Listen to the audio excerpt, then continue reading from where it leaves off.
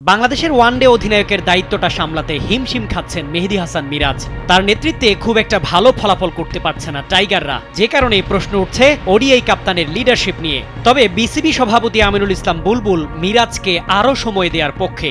ক্যারিবীয়দের বিপক্ষে সিরিজ জয়ের পর মিরপুরে গণমাধ্যমের মুখোমুখি হয়ে বিসিবি বস বলেন, নতুন ক্যাপ্টেন, আমরা সবাই জানি মিরাজ একজন ক্যাপ্টেন্স ম্যাটেরিয়াল, সো ওকে একটু সময় দিতে হবে এবং খেলায় তো জয় পরাজয় থাকবেই, বাট এটাও ঠিক যে একটা ক্যাপ্টেনের ম্যাচুরিটি দেখা যায়, বোঝা যায় তার মধ্যে সেই পোটেনশিয়ালটা। মিরাজের অধিনায়কত্ব নিয়ে বুলবুল আরও বলেন, এরকম কোনো হার্ড আর ফাস্ট রুল নেই যে তিনটা ক্যাপ্টেনই হতে হবে।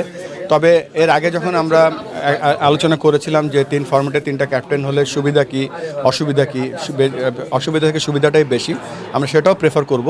তারপরেও দেখব যে বেস্ট অ্যাভেলেবেল যে নাকি এই জবটা করতে পারবে, সেটা হতে পারে একজন তিনটা করতে পারে, একজন দুটা করতে পারে, একজন তিনটা করতে পারে, এটা ডিপেন্ডিং অন কিছু আলোচনার পরে। বুলবুল দ্বিতীয় দফায় বিসিবির নেতৃত্বে এসে দেশের ক্রিকেটকে ঢেলে সাজাতে কাজ করছেন পুরোদমে। মিরপুরের মন্থর গতির কালো উইকেটে সদ্য উইন্ডিজদের বিপক্ষে 2-1 সিরিজ জয়ী অধিনায়ক মিরাজ পরবর্তী মাঠের খেলায় বিসিবি বসের আস্থার চূড়ান্ত প্রতিফলন ঘটাতে পারবেন কি?